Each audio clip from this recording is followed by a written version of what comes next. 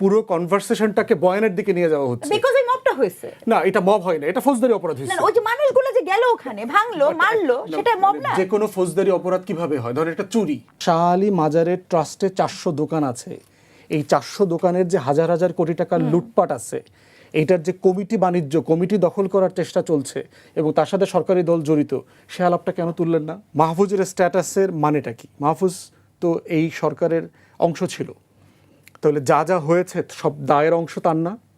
কারণ collective responsibility আছে তো ক্যাবিনেটের। সে তো মাস্টারমাইন্ড ছিল, সে একজন হিরো ছিল জুলাই আন্দোলনের, আমরা বলতে পারি। তো তার কথা নিয়ে এক্স্যাক্টলি, কিন্তু তার স্ট্যাটাসে পরে তাকে নিয়ে কোনো মাস্টারমাইন্ড হতে পারে এটা আমরা জানতাম না। প্র্যাকটিক্যাল না। এটা যেটা হচ্ছে আমার কাছে মনে হয়েছে মাহফুজের, আমি তাকে বহু বছর থেকে চিনি, ইটস এ পিওর ফ্রাস্ট্রেশন, যে জায়গা থেকে সে জুলাইকে দেখেছে, যা যা অর্জন করতে চেয়েছে যেগুলো হয় নাই, এই জায়গা থেকে তার একটা ফ্রাস্ট্রেশন আছে। তার ফেইলিওরের জায়গা হচ্ছে যখন সে প্রজেক্টের অংশ থাকে তখন তাকে দায় নিতে শিখতে হয়, যে এইটার দায় আমারও, আমরা কালেকটিভলি এই জায়গাতে ফেল করেছি। দ্বিতীয়ত হচ্ছে যে এই যে মাজার ভাঙা, তৌহিদি জনতা, স্ট্যাটাস দেওয়ার আগে কখনো বলেছিলেন এই যে ফেইলিওর গুলো, এই উপদেশটাকে? ওকে পার্সোনালি বহুবার বলছি যে তোমরা কোথায় কোথায় ফেল করছো, কোন কোন বিষয় তোমাদের অ্যাড্রেস করা দরকার। পাবলিকলি বলছেন, পাবলিকলি যদি সে থাকে, কারণ আমি একটা কথা বললাম সে তো ডিফেন্ড করতে পারবে না। এখন আপনি মাহফুজকে নিয়ে আসেন, কথা বলবো, তখন কোনো সমস্যা নাই, ইন্টারিম অ্যাডমিনিস্ট্রেশনের প্রতিনিধি থাকলে সেটা কথা বলা যাবে। তো সেই জায়গাতে এই যে দেখেন মাজার ভাঙা নিয়ে আপনার যে তৌহিদি জনতা মব নামে যে বয়ান তৈরি করা হচ্ছে, এগুলো খুব প্রবলেমেটিক বয়ান। শাহ আলী মাজারের ঘটনা ঘটলো না কদিন আগে? কি বলা হয়েছে?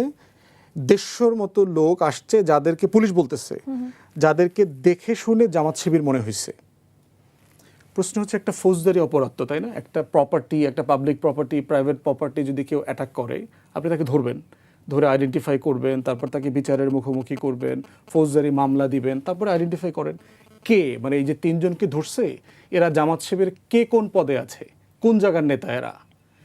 কিন্তু আপনি যেটা আড়াল করলেন সেটা হচ্ছে শাহ আলী মাজারের ট্রাস্টে 400 দোকান আছে, এই 400 দোকানের যে হাজার হাজার কোটি টাকার লুটপাট আছে, এইটার যে কমিটি বাণিজ্য, কমিটি দখল করার চেষ্টা চলছে এবং তার সাথে সরকারি দল জড়িত, সে আলাপটা কেন তুললেন না?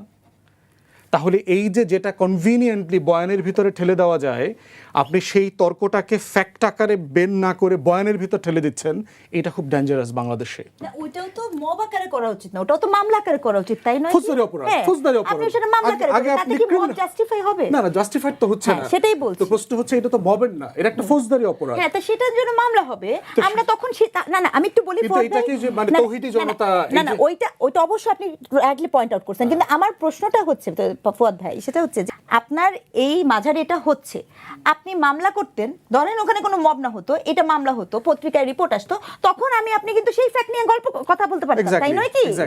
সেটা যেটা হচ্ছে যে এটাই তো প্রবলেম, যে ফ্যাক্টস আলোচনা না করে পুরো কনভারসেশনটাকে বয়ানের দিকে নিয়ে যাওয়া হচ্ছে। বিকজ এই মবটা হয়েছে। না, এটা মব হয় না, এটা ফৌজদারি অপরাধ হয়েছে। না, ওই যে মানুষগুলো যে গেল ওখানে ভাঙলো মারলো সেটা মব না। যে কোনো ফৌজদারি অপরাধ কিভাবে হয়? ধরেন একটা চুরি, একটা ডাকাতি, 5 জন মিলে ডাকাতিটা করে না? আপনি যদি জানেন যে ওইখানে এই ধরনের দুর্নীতি হচ্ছে, আপনি যদি জানেন ওইখানে এই বাণিজ্য হচ্ছে, আপনি আপনার যদি সমস্যা থাকে, আপনি পলিটিক্যাল পার্টি হন, ব্যক্তি হন বা যেটাই হন, আপনি মামলা করবেন, আপনার তো সাংবাদিকও আছে, আপনি রিপোর্ট করবেন, আপনি বসে তখন সেই ফ্যাক্ট অ্যানালাইসিস করব।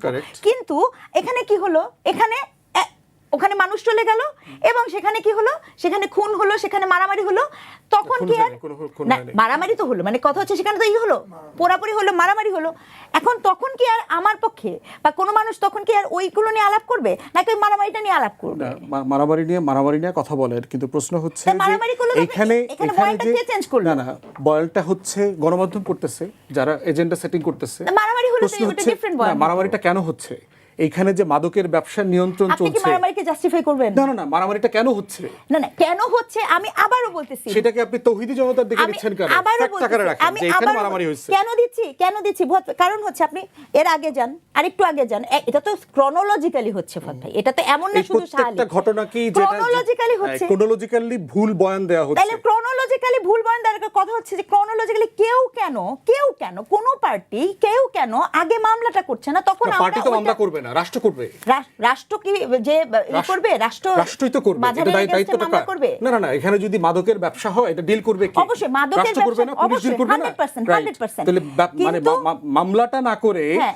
যে এই বয়ান তৈরি করবার চেষ্টা করা হচ্ছে, এটা তো পুরো জাতিকে মিসলিড করা অনেক হচ্ছে। ধন্যবাদ। তাইলে তো আরো ভালো, তাইলে তো অন্তর্বর্তীকালীন সরকারকে এখন আরো নিয়ে আসা হচ্ছে। হ্যাঁ, সেটা তো সেই বলতেছি। সময় সেটাও হ্যাঁ, সে সেটা করে সব নাই। জায়গায়, সব সময়, সব আমি সময়ের সেটাই জন্য একই বলছি। কথা। তাহলে তো আরো সব ভালো। মানে আমার সময়ের জন্য কথা হচ্ছে কথা। যে তাইলে মানে কিন্তু আপনি বয়ানটা প্রবলেম্যাটিক। অফকোর্স, তাহলে আমি যেটা বলতে চাচ্ছি যে ওই যে নিয়ে আসলো ওই সময় আমরা তো এই মাঝার ভাঙার পুরা উৎসবটা তো শুরু হইলো 24-এর পরবর্তী না, সময় সত্য না, থেকে। সত্য না, এর আগে আচ্ছা, থেকে হয়েছে। আমি আমার প্রশ্নে আবার একটু ফিরে আসি। প্রতিবার সরকার বদলের ব্যারিস্টার সাথে ফুয়াদ, সাথে আপনার মাজারের কাছে আমি কমিটি আবার বদল আমার হয়, প্রশ্নটা নিয়ে খুন, ফিরে আসি। সবকিছু হয়। ব্যারিস্টার ফুয়াদ, এটা নতুন কিছু না, এটা আমি 24 আবারও আমার ঘটনা না। প্রশ্নটা করছি। আমি শুধু এতটুকুই জানতে চাচ্ছি যে জুলাই কিভাবে স্বাধীনতা বিরোধীদের হাতে গেল? আপনি কি মাহফুজ আলম যে স্ট্যাটাসটা না, দিয়েছে ওটার সাথে একমত সেটা না, নিয়ে bogus। বিএনপি ক্ষমতায় কিভাবে বিপক্ষে গেল?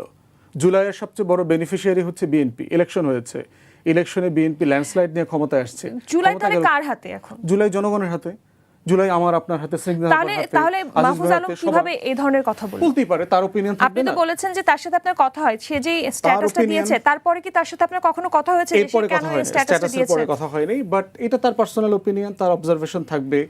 এবং এটা মনে হয়েছে স্ট্যাটাসের ভিতরে পরতে পরতে আমি ফ্রাস্ট্রেশন দেখতে পাচ্ছি। ওকে, It's a তার deep মানে sense of আমরা বুঝতে frustration. পারছি যে আমাদের যাকে এতদিন বলা হতো জুলাইয়ের মাস্টারমাইন্ড, তিনি আসলে ঠিক বলেননি। উনি যেই না, এই কনক্লুশনে আপনি যায়েন না। যেটা আমি বলেছি আমারটুকু এতটুকুই, যে আমি এই স্ট্যাটাসের মাধ্যমে তার ভিতরে ফ্রাস্ট্রেশন দেখতে পাচ্ছি।